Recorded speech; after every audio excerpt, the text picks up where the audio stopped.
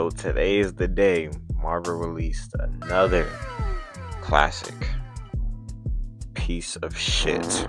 Now, I swore up and down, promised myself I was not going to watch this show. Sometimes you have to give things chances. And I'm the type of person, I like a lot of things that people don't receive great. But I gotta say, man, this is some bullshit. This is some bullshit. So for the people that didn't watch Ironheart, I will be enduring the pain and watching the full season. Fun. So this starts off by showing us Riri Williams in a glimpse of her best friend Natalie, I think her name is, which later on becomes a fucking AI, which they do show in the trailer. But the whole time I'm seeing that, I didn't know which role she had in this story. I didn't know why she's the AI. But we do get a quick glimpse of Riri and her best friend's dynamic when she was alive, I'm assuming. Then we cut right into Riri's lore. We understand she wants to be the greatest inventor of her generation. We get a little bit of intro dialogue about her needing resources and a lot of money to be as great as Tony Stark, which I kind of like the idea of.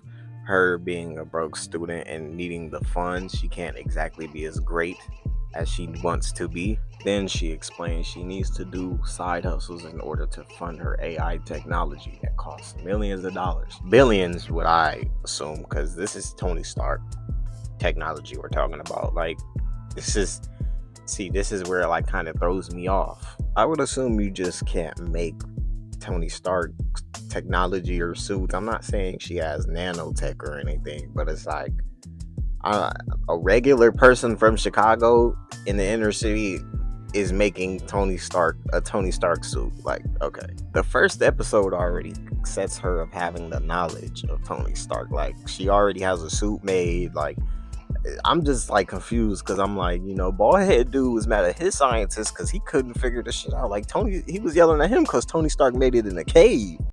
Mr. Stain, sir, we've explored what you've asked us, and it seems as though there's a little hiccup, actually. Hiccup? Yes, to power the suit. So the technology actually doesn't exist. So it's wait, the technology. William, here is the technology. I've asked you to simply make it smaller. Okay, sir, that's what we're trying to do, but honestly, it's impossible. Tony Stark was able to build this in a cave with a bunch of scraps.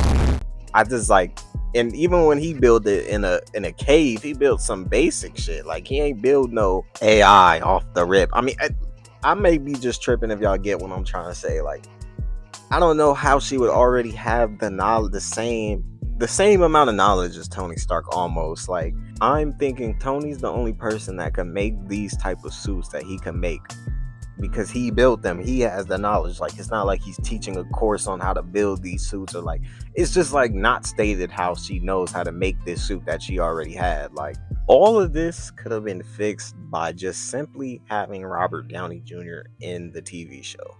And we get it, he's already dead, but I feel like somewhere in the MCU timeline there could have been Tony Stark, Riri Williams, Tony Stark being a mentor for her, showing her the ropes on how to do certain things, and like being a teacher. I honestly feel like that was a missed opportunity, and I was hoping that was what was going to be shown. Like, that's the best option to go about it, instead of some random girl in Chicago wanting to continue his legacy. It's like, why do you want to continue Iron Man's legacy? Like, I feel like these things matter. The kid in Iron Man 3 has a better reason to continue Iron Man's legacy than Riri Williams. Like, let's be honest. No build up to her character or anything. Nothing in the past. So it's like, this is why she's already getting shitted on before the show even comes out. I mean, they literally had to get RDJ about 3 times to approve of the show, to get people to watch this bullshit. After Riri's short introduction, then we end up getting to see she was talking to her counselor while the intro was going, and she was asking the school, can they extend her grant? We also had Ball Buddy in the back, super hating, I ain't gonna lie. He was basically saying what everybody was thinking. You're not upholding Stark's legacy. He was low-key happy she was getting expelled before she even knew about it. That boy, he was too happy about it.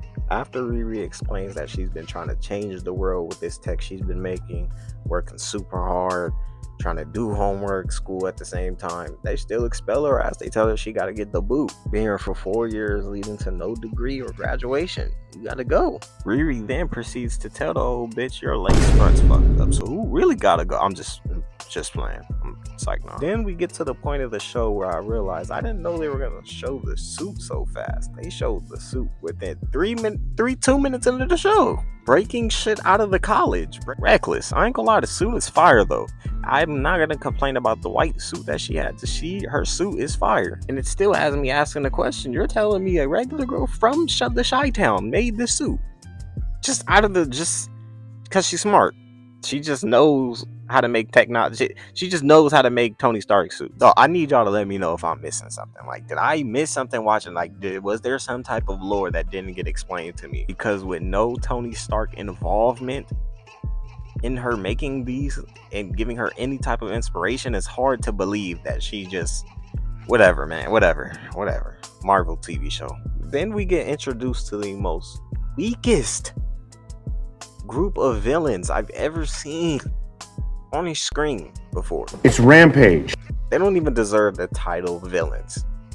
Thieves, goons, misfits, I don't know, some weak shit. It's Rampage. Because these look like a bunch of youth center kids grouping together. Then they added a transformer in the mix. I'm like, oh my god. Like, come on, man. You want to add the transformer in there? Throwing me off. Like, it's supposed to be a thief. It's supposed to look hard. And at the same time, motherfucker want to be Saucy Santana on the screen. The fuck?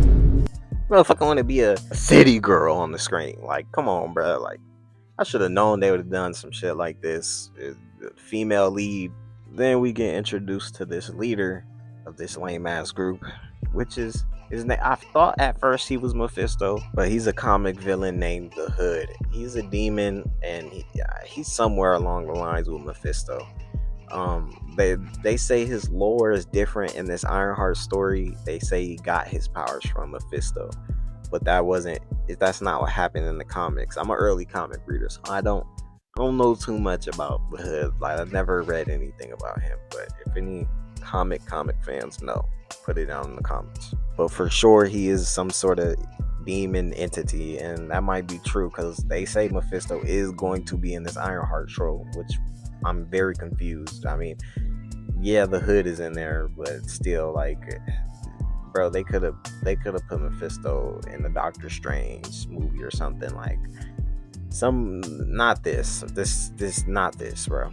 But we get introduced to the Hood and his dumbass Red Riding keeps pulling his fucking hoodie off with that dumbass shit he got on. His ass looked like a mischievous Mexican. What the fuck am I talking about? But these 3 episodes for me were very much a hard watch. The friend being an AI, like, was kind of annoying to me, like, at some parts. The group is very annoying. The fake ass villains, like, it's really making me not even want to continue to watch it, to be honest. We got a fake ass bullseye in there, like, come on, bro. These 3 episodes was basically Riri getting recruited into this fake ass Watchdogs crew. Riri at first doesn't want to join, but of course my man's Hood flashes that manyan.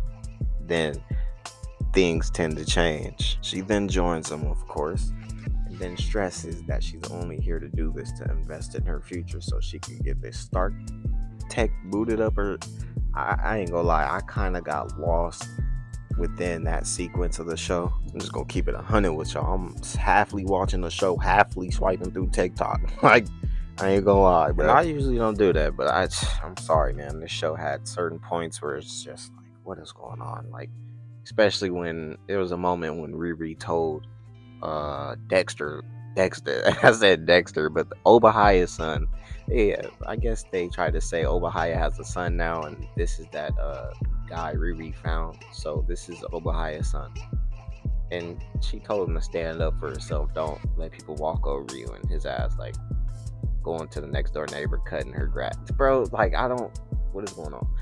After Riri literally signs to the devil, I mean, when you look at the scene, it literally looks like Riri is signing her soul away. Like, literally, it looks like she's selling her soul. The Hood then tells her, we're gonna need you in that suit for this mission we're about to hit.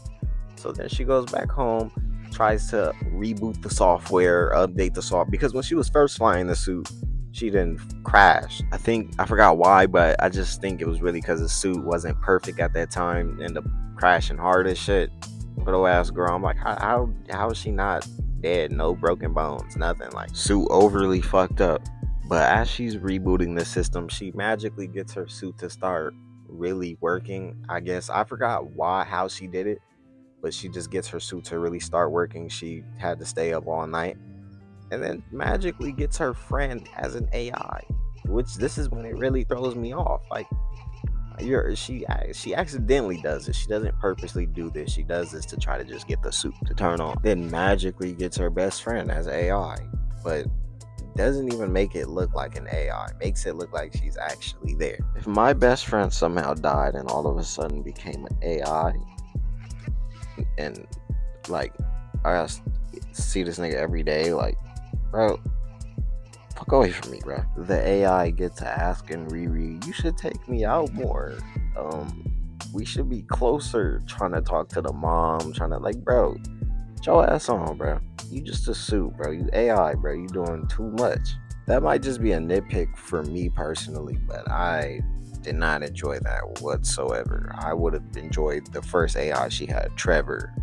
I'd rather have that AI than the best friend. I mean, you might as well have kept the best friend alive. But that's just me. But Riri then senses that some shady shit behind the hood guy. I think it was the AI first that even discussed it to her, that it was some shady stuff going on. They said his power level's too high. He has some hardcore aura radiating from his energy. Basically, bro's not from this planet type shit. Even some of his own crew was shady about him, except for the hood's stepbrother, I think, the fake ass bullseye. But shit, he's the only one having his back. I think one of the crew went upstairs to go touch his shit. Why are you digging in somebody else's shit? Trying to, like, what are you doing? Like, she went upstairs to go grab his cape and wear his cape, saying like it's just doing some undercover shit. Then the boy come, like, what are you doing touching this shit? Slam her across the deck. He did some crazy shit, I ain't gonna lie. Should have put him in jail for the shit he did. God damn, like, that's ruthless. Boy, ruthless, I ain't gonna lie. One thing I really don't remember about this whole entire show is why Obadiah's son is in here. The Dexter looking dude. Why is he? I have no clue why he's in this show. Like I said, I was halfway on my phone. Only thing interesting was figuring out he was Obadiah's son. But it's like, bro, that movie was a decade ago, bro.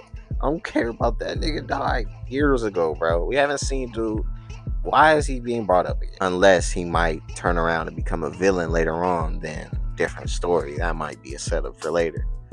But I can't lie, the only thing that really kept me hooked onto the show was figuring out who the hood really was. That's the only thing that's really keeping me. And I want to see Mephisto show up.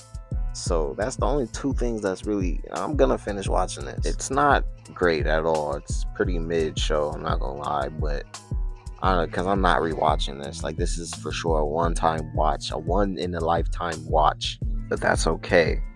Like I said, it's a mid-tier show. I feel like it's more so setting up the villain. This show is more so setting up Mephisto as a villain for the future and the hood. I don't know who their villain's for, but I just feel that they're setting that up for the future. So that's just the only reason why I'm really keep on watching this show. I definitely feel they could have did some things better though. Like, I really feel like they should have added RDJ.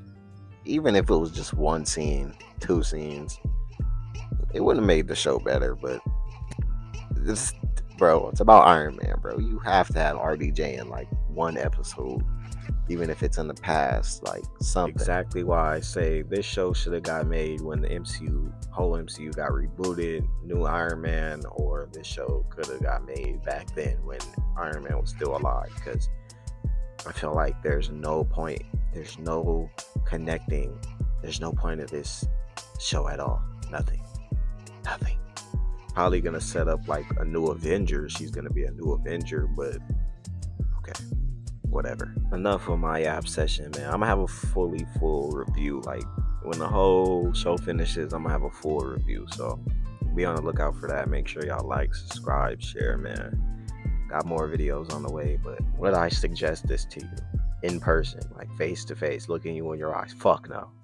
I would just tell you, like, maybe if you haven't watched something Marvel in a minute and you want to watch something new, it's something I put it in the category as something to watch, but you're probably gonna be bored half the time. I rather watch Multiverse of Madness than watch this again. I rather watch Captain Marvel than rewatching the show, and that's a true statement. But like, subscribe, and share, man. We gone.